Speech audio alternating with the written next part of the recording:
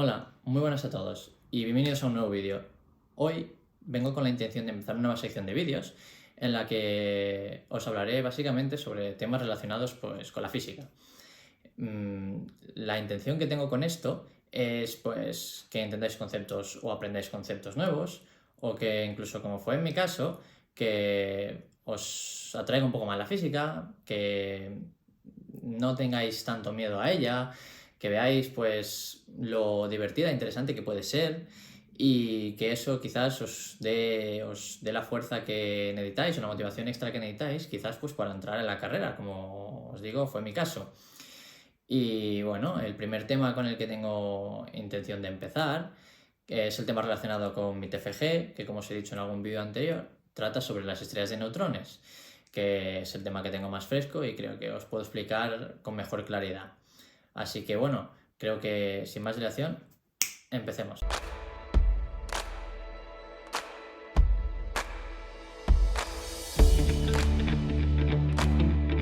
Bueno, y la mejor manera de empezar es preguntándonos qué son las estrellas de neutrones. Llevan la palabra estrella, así que de alguna manera tienen que estar relacionadas con las estrellas. Y así es.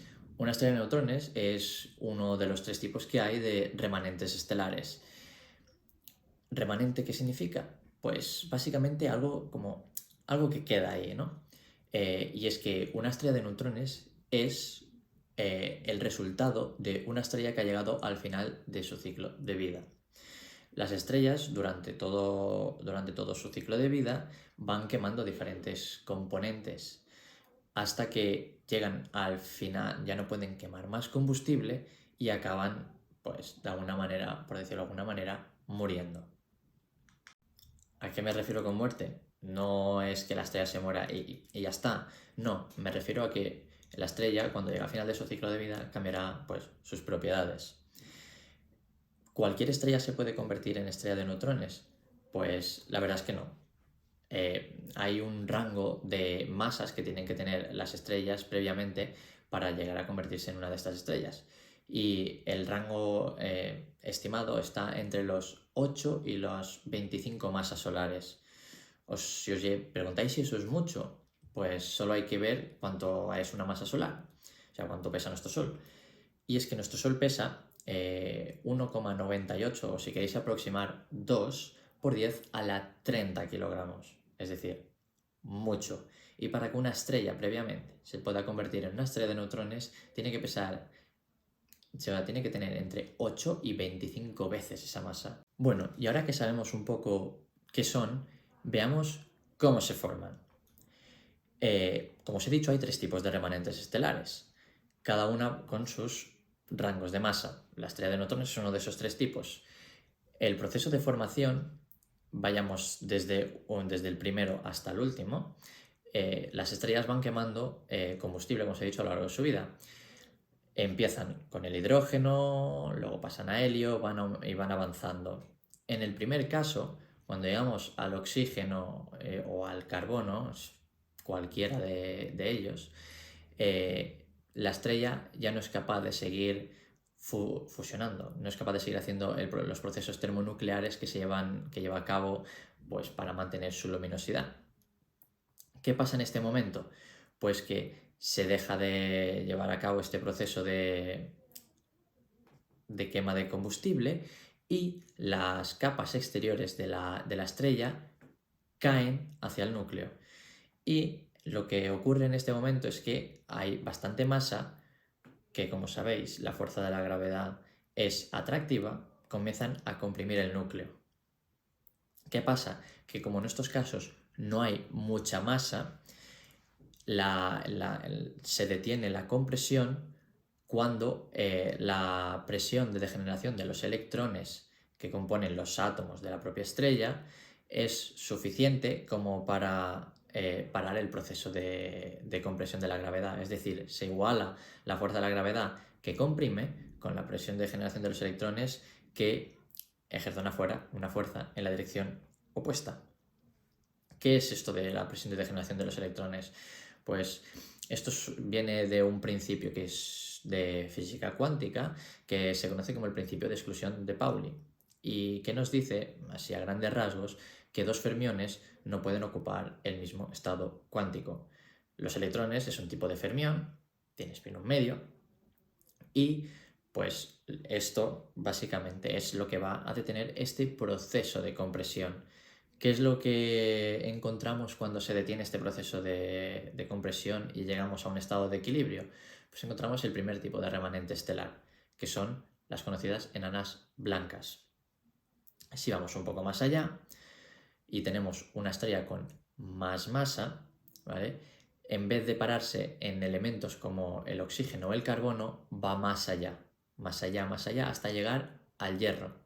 ¿Vale? El hierro es un elemento bastante especial, porque es el último elemento en el que se puede obtener energía a través de la fusión, a través de los procesos termonucleares que se llevan en el interior de las estrellas.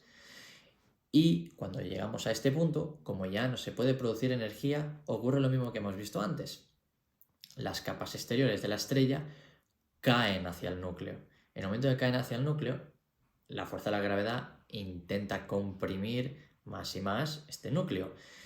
Y en este caso es la presión de degeneración de los neutrones lo que provoca el estado de equilibrio, es decir, provoca una presión de degeneración los propios neutrones que se equiparan a la fuerza de compresión que provoca la gravedad. Y en este caso, ¿por qué neutrones y no electrones como antes? Pues resulta que ahora, como tenemos mucha más masa, la compresión que provoca la gravedad es mucho mayor, ¿vale? Y es capaz de comprimir los átomos a tal nivel que provoca que los electrones se fusionen con los protones, dando lugar a neutrones. De ahí el nombre de las estrellas de neutrones, porque son estrellas que tienen aproximadamente un 90% de neutrones, ¿vale? Son, como suele describirlos la gente, como un gran núcleo atómico, bastante grande.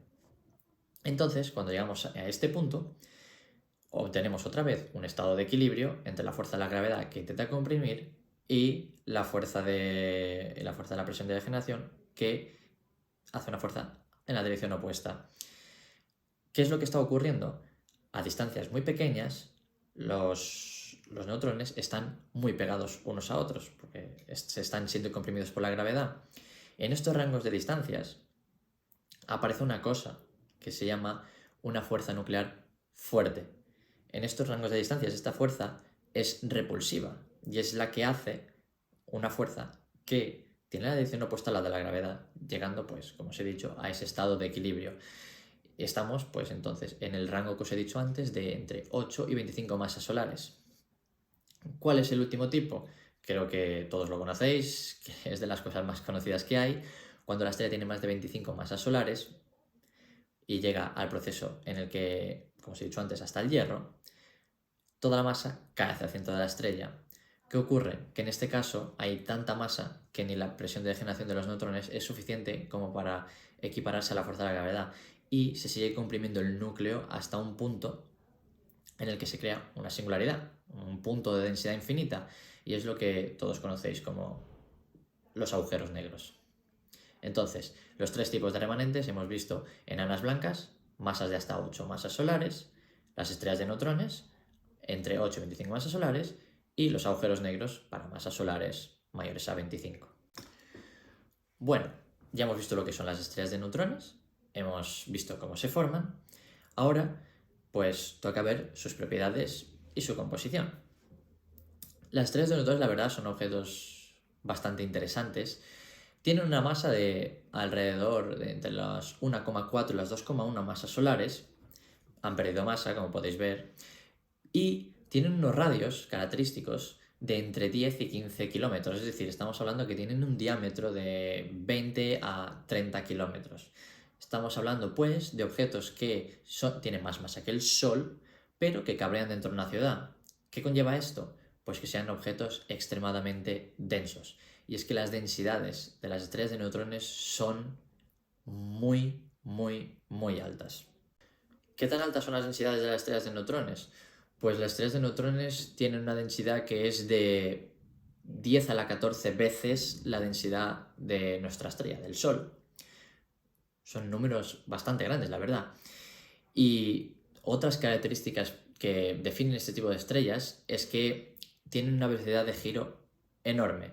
Hay estrellas de neutrones que son capaces de girar hasta 700 veces por segundo. ¿Esto a qué se debe? Pues antes de convertirse en una estrella de neutrones, la estrella tenía mucha masa y estaba girando sobre su propio eje.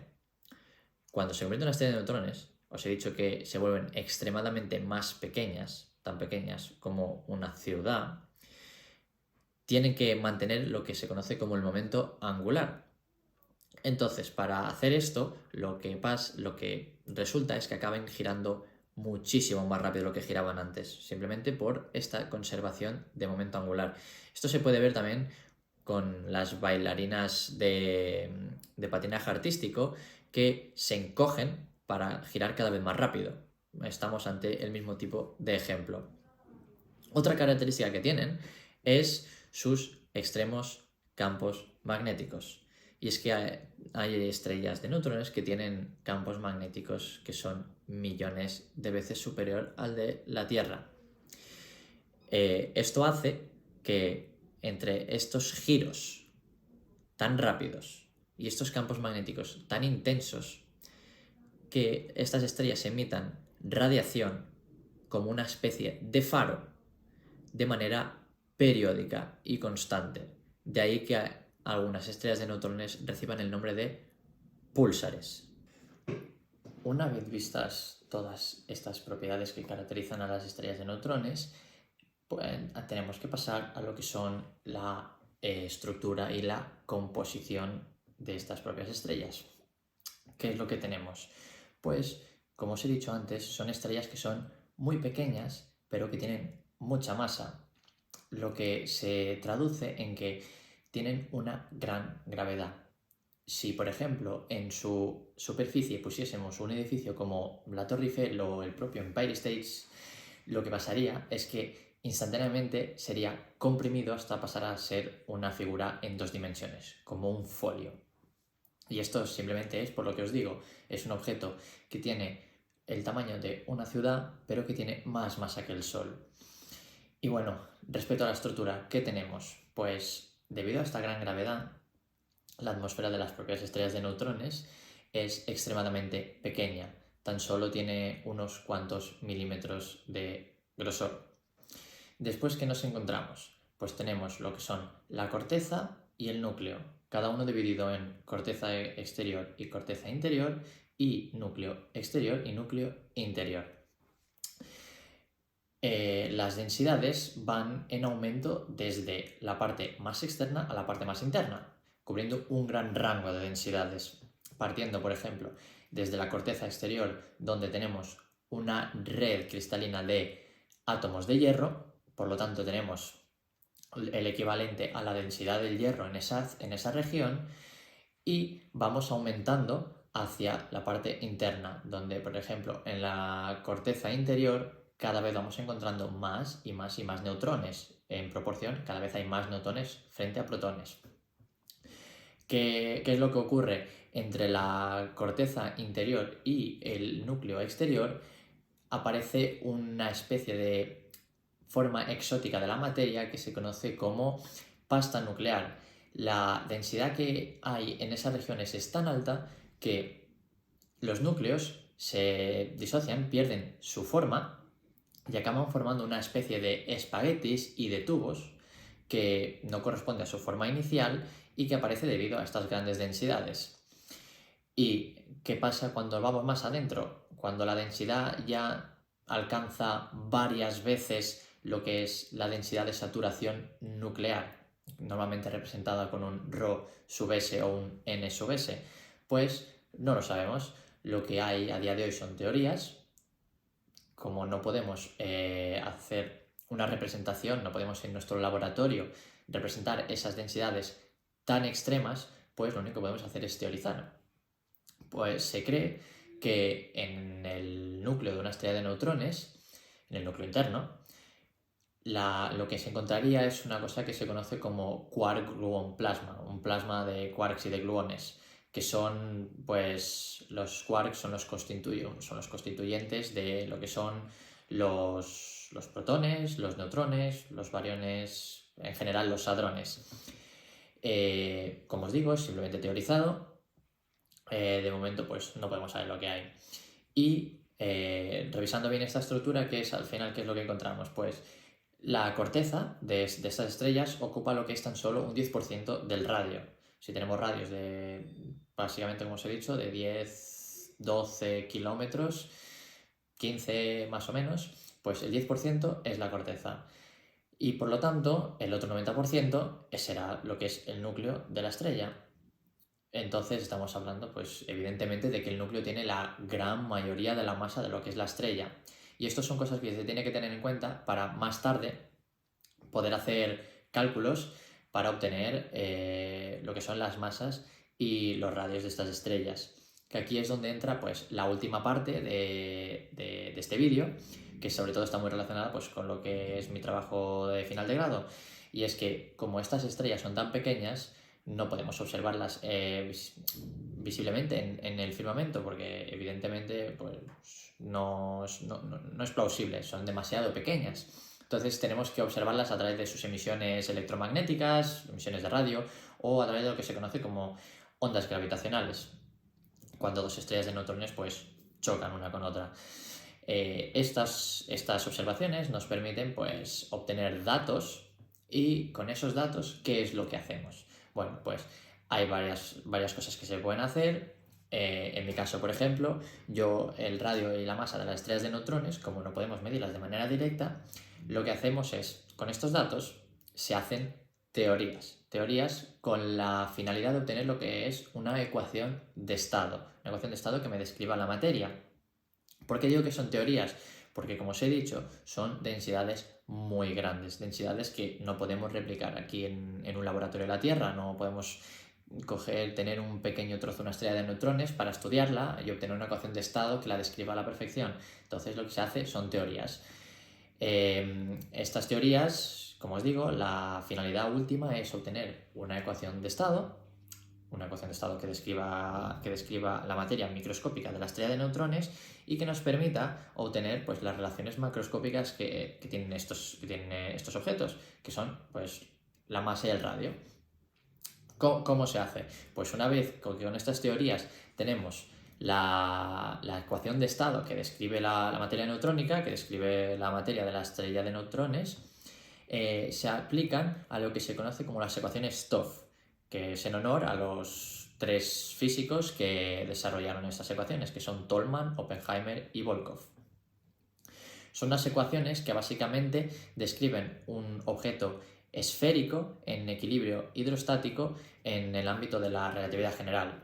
Son unas ecuaciones, una de ellas tiene una forma bastante normalilla, no asusta mucho, pero la otra tiene una forma así bastante más grotesca. Pero básicamente, cuando tenemos la ecuación de estado, la llevamos a esas ecuaciones y a través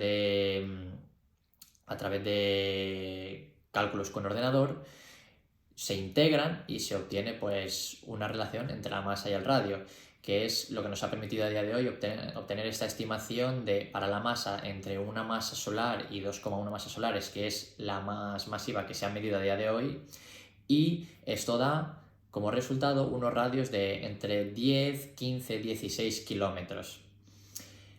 He dicho que la masa obtenida es entre una masa solar y 2,1, pero antes, al principio del vídeo, he dicho que se encuentran entre los 1,4 y los 2,1. ¿Qué pasa aquí? Bueno, pues muy sencillo. Una estrella de neutrones se toma como estrella de neutrones estándar la que tiene una masa de 1,4 masas solares. ¿Por qué? Pues hay una cosa que se conoce como el límite de Chandrasekhar, que nos dice que para que se forme una estrella de neutrones, el núcleo tiene que tener por lo menos una masa de 1,4 masas solares. Por debajo de ese umbral no habría una estrella de neutrones, sino que lo que encontraríamos sería una enana blanca. Y bueno, yo creo que eso sería todo. Espero que hayáis aprendido, espero que hayáis podido comprender un poco lo que son estos objetos, que la verdad son a día de hoy todavía muy misteriosos. Son uno de los objetos más extremos que tenemos en el universo, justo antes de lo que son los agujeros negros, pero son muy interesantes. Y nada, espero que os haya gustado y nos vemos en el siguiente.